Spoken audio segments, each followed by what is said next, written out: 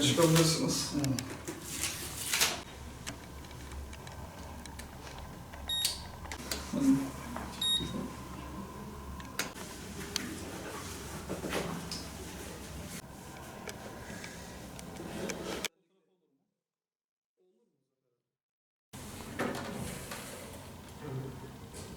Tamamdır. Sağ olun.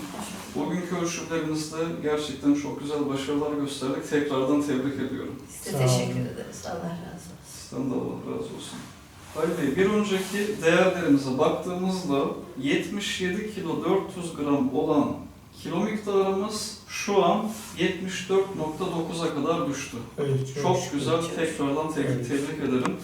Halil Bey, bir önceki kilo miktarımız 77,4 kiloymuş. Şu an 74 kilo 900 grama düşmüş. Sıvı oranımız %60, gayet güzel. Su tüketimimiz nasıl şu anki süreçte? Yani güzel. 2-2,5 litreyi tamamlıyoruz. 2'ye en az 2 tamamlıyoruz. Çok güzel o zaman. Hafize Hanım, siz de tekrardan hoş geldiniz. Şu anki kilomuz 80,7. Bir önceki kilomuza baktığımızda ise 82,8'miş. 2 kilo 100 gram vermişiz. Tebrik ederiz. İnşallah daha da vereceğiz. İnşallah. Allah izin verirse. Sıvımız %38,5'lara yükselmiş. Tekrardan tebrik ederim sizi. İnşallah. Düştüğü de yükselecek inşallah. İnşallah. Bakanlığımızın 2025 yılında yaptığı boy kilo ölçümlerinde 10 milyon vatandaşımızın %70'i kilolu çıkmakta. Buna istinaden Bursa İl Sağlık Müdürlüğümüzün koordinasyonuyla beraber yürütülen çalışmalardaki faaliyet gösteren Sağlıklı Hayat Merkezimize Halil Bey ve Hafize Hanım yaklaşık 6,5 sene önce başvurdu. Halil Bey'in tiroid ve hipertansiyonu mevcuttu. Bu kilo verme sürecinde Halil Bey 102 kilondan 74 kilo 900 grama düşerek 28 kilo verdi. Hafize Hanım'ın ise tablosunda hipertansiyon, tiroid, kolesterol yüksekliği ve insülin direnci vardı. Bu süre zarfında 96,5 kilogramdan 80 kilo 700 grama düşerek 15 kilo 800 gram verdi. Her iki danışanımızın tiroid ve hipertansiyon değerleri düzeldi, kan değerlerinde olumlu gelişmeler gözlemlendi. Her iki danışanımızı tebrik ederim. Araya pandemi girmesine, yaş ve tiroid faktörü olmasına rağmen verdikleri kiloları korudular ve güzel bir başarı gösterdiler. 6,5 senedir kontrollere devam etmeleri de bu başarıyı pekiştirmiştir.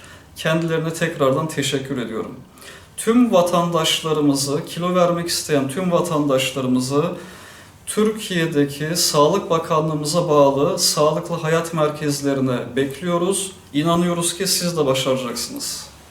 Aile hekimimizin sayesinde Sağlıklı Hayat Merkezi'ne yönlendirildik.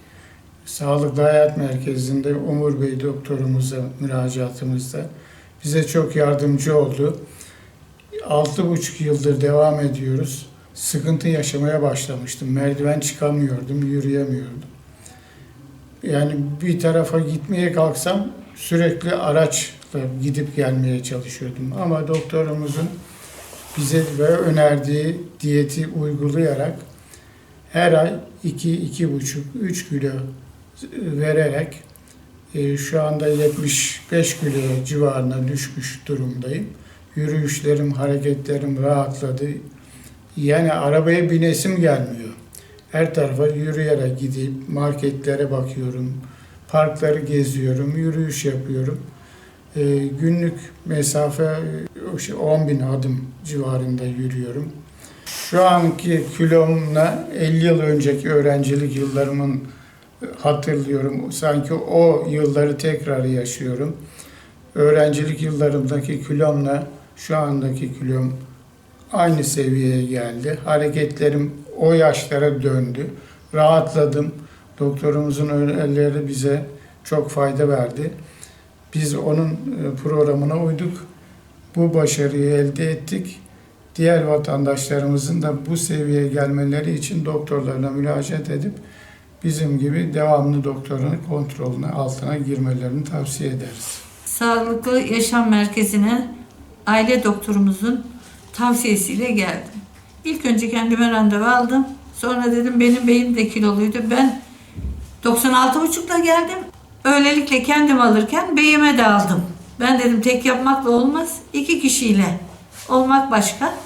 Öylelikle biz bir yola girdik. Pandemi girdi, pandemide herkes kilo aldı, biz almadık. Onu hiç bırakmadık diyetisyenimize.